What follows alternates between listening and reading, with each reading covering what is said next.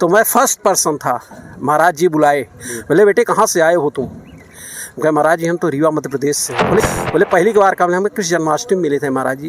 बोले ये बताओ जो विश्वास नहीं रखता उसको ले क्यों जाते हो तुम अपने पास साथ? यानी यही वर्डिंग ले क्यों जाते हो उनको? धाम पे क्यों ले जाते हो? क्यों ले जाते हो? जिसको विश्वास नहीं हो उसको नहीं ले जाना चाहिए। तुम तो पुण्य कर रहे हो, लोगों को भला कर रहे हो। गुरुदेव के द्वारा कभी नहीं हमको जरूरत ही नहीं है। सकते हैं। कुछ नहीं था, यहाँ सब दुकानें होती थी, ये सब वैसे ही था। हम तो यहाँ बैठ के चाय पिए थे।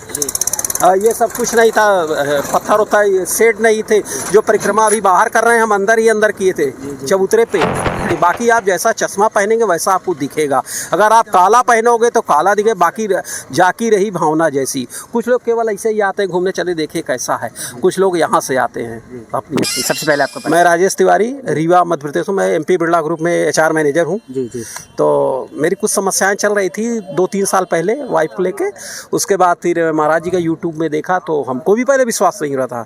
हम कई एक बार चलते हैं तो मंडे शाम को मैं आ गया था, कृष्ण जन्माष्टमी थी, नेक्स्ट डे ट्यूसडे था।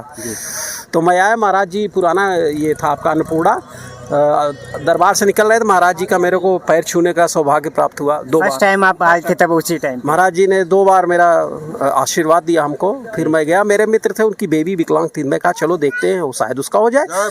तो उनको विश्वास नहीं हुआ, वो आना छोड़ दिए मेरे साथ।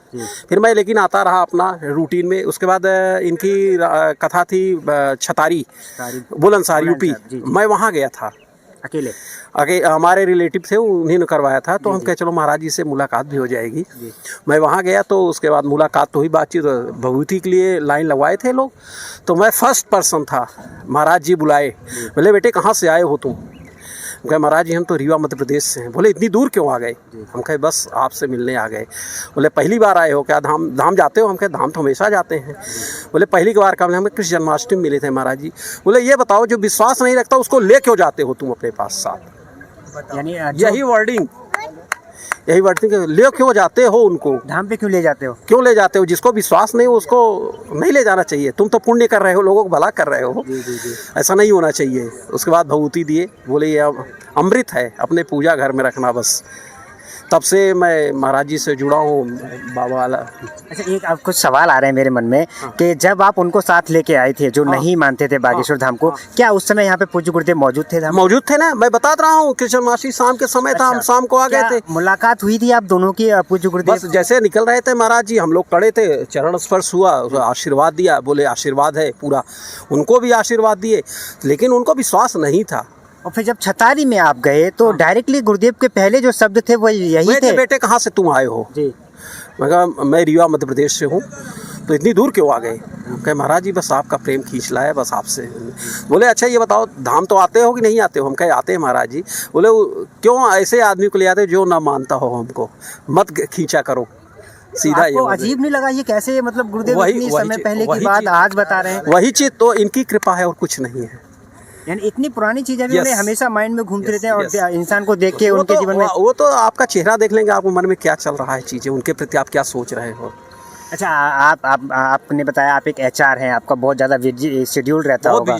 तो आप संडे आप आते हैं? जी बिल्कुल। यहाँ आने का आप फिर भी टाइम निकालते हैं, ये बहुत बड़ी बात है क्योंकि छुट्टियों पे लोग वैकेशन पे जाने की सोचते हैं। मैं नहीं जाता हूँ वैकेशन पे, मैं तो यहीं आता हूँ। अच्छा, तो हमारा यही है सब। आपके मन में कभी लालसा रहती है कि मेरा भी पर्चा बन जाए गुरुदेव के द्वारा? कभी नहीं हमको जरूरत ही नहीं है। हमको आस्था है इनके ऊपर, हमको क्या जरूरत है? पर्चे की आवश्यकता कभी नहीं आ सकता है, हम तो सुखी हैं। आपने बताया आप 3 साल पहले बागेश्वर धाम आए थे, तब में और अब में बहुत बड़ा चेंज हुआ है। आप देख सकते हैं कुछ नहीं था, यहाँ सब दुकानें होती थी, ये सब वैसे ही था। हम तो यहाँ बैठ के चाय पिए थे। ये सब कुछ नहीं था, पत्थर होता है, सेट नहीं थे। जो परिक्रमा अभी बाहर कर रहे हैं हम अंदर ही अंदर किए थे चबूतरे पे।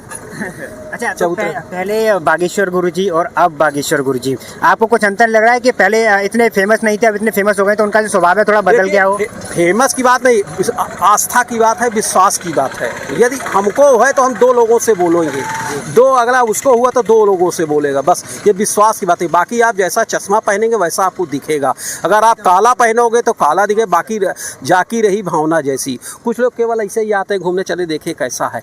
कुछ लोग यहाँ से आते हैं, अपनी अपनी बातें हैं, बस दैट्स ऑल। जो यहाँ से आएंगे उनमें परिवर्तन जरूर 101% अच्छा, अब जैसे गुरुदेव ने तो आपसे बोला था जिनको भरोसा नहीं है उनको आप क्यों लेके आते हैं, जिनको भरोसा नहीं है उन्हें आप कुछ बोलना चाहते हैं?